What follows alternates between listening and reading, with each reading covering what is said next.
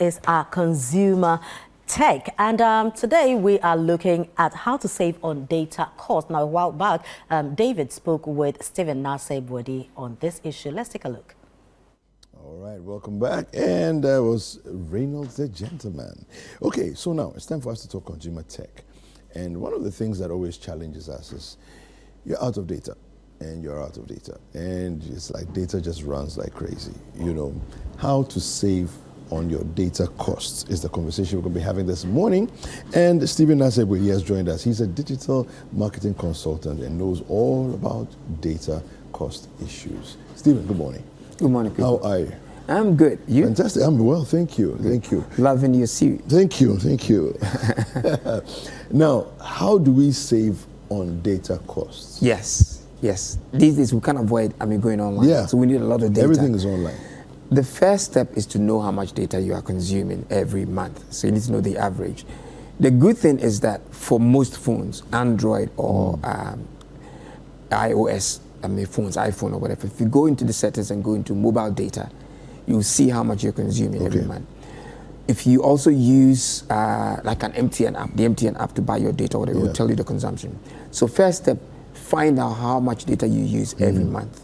That's mobile data. Okay. Once you know that, the next thing to do is to set a limit so you get an alert. Okay. Because what often happens is if you buy the data and the data runs out, they start deducting from your credit. Not the bundle you've done. Start deducting from your credit. Wow. When your bundle runs out, then then it starts deducting. It's like you're now doing pay as you go. Okay. So what you need to do is actually set the limit so you get an alert before it starts getting into that. So that's the first thing to do.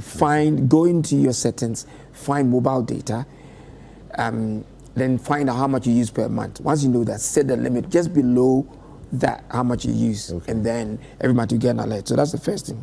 So the next thing is to disable apps running in the background. A lot of us open a lot of windows most of the time. So you probably go, you were watching a YouTube video. When you finish watching it, you didn't close that window. Open something else. Open another window. Your browser is open. A lot of the apps, they run the windows. The apps run in the background. I see. They'll be refreshing in the background. So what you want to do is, if you're not using them, just close those windows so it's not running in the background. That's also very, very important. Okay.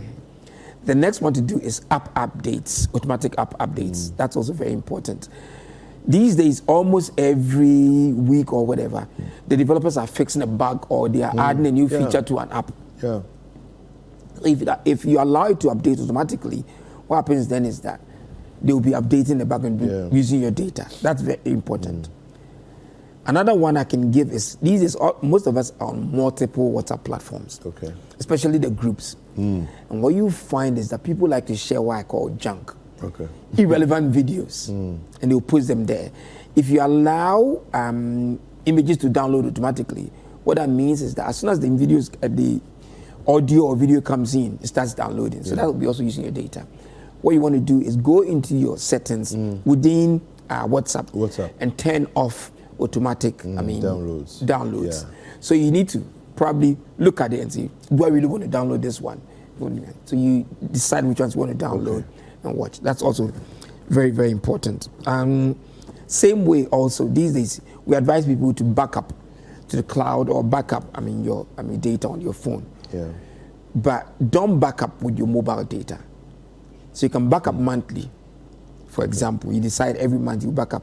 Then when you're backing up, you can go to, let's say, somewhere you find safe, free Wi-Fi to use to do your backup. So you're not using your data. Otherwise, these, cloud, for example, almost every day or every week, they'll be trying to back up your data or whatever. Same as even music that you download and things like that, okay? Don't stream, we just said beautiful music. A lot of us like to stream music on audio marketing. But these apps, they allow you also to download the music. So download and play locally. Don't stream it every time. So if you're going to listen to it 10 times in a month, then you're streaming each of those times. But you can actually download it. And then it's domiciled on your phone. Yes. So you do that. Okay. Last one we want to do is give people is use Wi-Fi's for your updates. That will those sometimes about 1 gig, 2 gig. That's a lot. but use safe Wi-Fi's. Okay. Not every Wi-Fi that's available. So you go, you find a restaurant that they've got free Wi-Fi, you start using it. No, you invite all sorts of other things we talked about before. Okay. So use safe Wi-Fi, like the ones you have at work, for example, if you are allowed. Okay. That one we know the company itself has taken all the security because it's for you, so you just plug and use that. Or reputable, let's say hotels or whatever that won't use these, then you can use those. Yeah. How safe is it to sit at the hotel lobby and use their free Wi-Fi? Because they'll give you a cheat for, let's say, an hour or maybe 3 hours, right? And then it's open for you for 3 hours. Yeah. How safe is that? Those ones, they are not always safe. There are a number of things. They are, because they're giving it free, there's a catch there. They are selling your data to their partners who will be sending you messages. Okay. That's one. Number two, there's not a lot of security. So sometimes people can hack those Wi-Fi. While you are seated there doing something, the person next door could be somebody who's a hacker. And could be checking, and he can see other people on there. Your connections. Yeah. Wow. He can see other people are there. So, don't trust them. If you're using a hotel Wi-Fi, it's always often the one you use at the lobby is different from the one they give people who are staying at the hotel. Oh, okay. Yeah. Those are different. So use this one, not the one at the lobby for things. Well, the one at the lobby, you have probably not bought anything from them. No. At most, maybe a drink. But a Coke and some chips. Yeah. You see, meanwhile, the person staying in the room has paid a lot of money. Dollars, yes. So yes. then, yes. Okay. Yeah. Okay. So those are very important. I see. Yeah. All right. Cool. So stay safe. Stay safe. Stay away from and then reduce your data consumption. Yes.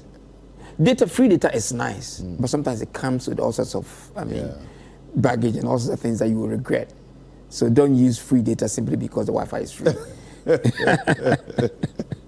Fantastic. Thank you very much. Thank you very much. That's all right. All right. Cool. So how do people get in touch with you, by the way? At Nasai on Twitter. At Nasai on Twitter. Fantastic. Well, we've been having this quick conversation on how to save data costs. Very, very important. In this time when it's so many different challenges economically, you don't want that one to become another thing that's adding to your bills that is becoming astronomical. There are ways of saving data and still staying safe.